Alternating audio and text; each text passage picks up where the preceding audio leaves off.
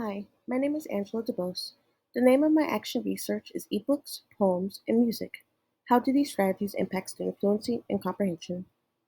The purpose of this study was to see how students' fluency in reading comprehension can improve by incorporating different reading strategies. Fluency is a key component in reading because it links the bridge between word recognition and comprehension. Through this case study, I sought to improve my instruction and strategies for reading comprehension. I teach second grade at an elementary school in Sacramento, California. We are a Title I school that has a high refugee and English language learner population. I work with 6 focal students, 2 girls and 4 boys, with languages spanning from Farsi, Dari, Spanish, and English. 84% of my focal students were reading below grade level, with the exception of one kid who was at grade level. They are all spanning between level A and M on the Fontana text level gradient. My research questions were as follows. What happens to fluency and reading comprehension of students in the second grade classroom when we implement different reading strategies? How do these reading strategies impact students' interest and focus? How, if at all, do using epic, repeated reading, rhythmic text, music, and total tonality increase reading comprehension and fluency? In each round of intervention, all of my focal students received differentiated small group instruction. My focal students were placed into guided reading groups by their similar reading levels.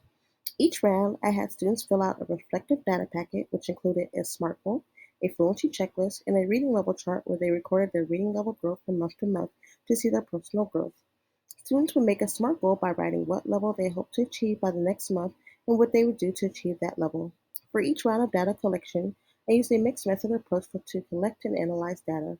For my qualitative data, I coded it into 5 categories: participation, engagement, fluency, comprehension, and achievement of learning goals during each guided reading session. I also collected surveys related to learning strategy implemented in each round and asked if students liked the strategy and if they felt the strategy that was implemented helped them to improve in their reading or not. Round 1. In fluency and comprehension gains as a result of repeated reading, it states that repeated reading is critical to improving students' fluency and comprehension. So for round 1, students followed along while they listened to a book being read on Epic. They then read the book during repeated reading and lastly read the book round robin style. Round 2. In using poetry to improve fluency and comprehension in third grade students, it states that poetry has been shown to motivate children to read, build phonemic awareness, fluency, and student expression in reading. So for round 2, students follow along while they listen to me read a poem. They then read the poem during repeated reading, and lastly read the poem round robin style. Round 3. In using music to support literacy development of young English language learners, it states that music opens up a bridge for creativity and joy.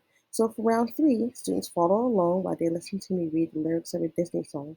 They then read the lyrics during repeated reading, and lastly read the lyrics round robin style. With F&P, I looked at students' accuracy percentage from seeing how many words a student missed, and then calculated a percentage of students' comprehension and fluency score. After the implementation of round 1 and 2, 50% of my students were reading below grade level, and 50% of my students were reading at grade level. 5 out of 6 of my students were averaging 67% in their fluency, scoring a 2 out of 3. My students' comprehension had increased with all students scoring 50% or above in their comprehension scores. With student accuracy, being able to identify correct words in a passage, all of my students were able to correctly identify and read 75% up correctly. After implementation of round 3, 33% of my students were now reading below grade level, and 67% of my students were reading at grade level. Throughout all 3 rounds of my data collection, I could see that my various strategies played a huge role in my students' growth in their fluency and comprehension. I noticed that all my students were reading clearly, loudly, and with expression. They were always eager to read, answer my questions when called on, and share with their peers.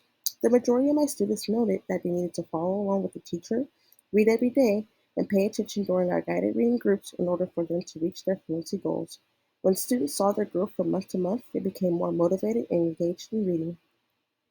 The whole premise of my research is based on using planned enrichment strategies with direct instruction to improve reading fluency and comprehension. It states that children who are most likely to experience reading difficulties throughout the school years are those who attend a low-achieving school, have limited English proficiency, are unfamiliar with standard English dialect, or live in communities of poverty. Very few studies have investigated interventions designed to increase the reading achievement of urban students other than remediation. This showed me that I needed to dedicate more enrichment strategies with differentiated instruction to improve fluency of students in low-achieving urban schools like mine. Throughout this process, I was able to learn many things about the needs of my students, their strengths, and how I need to adapt as a teacher. I will continue to build relationships with my students, listen to their needs, provide opportunities for differentiation in a small group setting, and to continue to help my students have a love of learning. Thank you for listening to my presentation.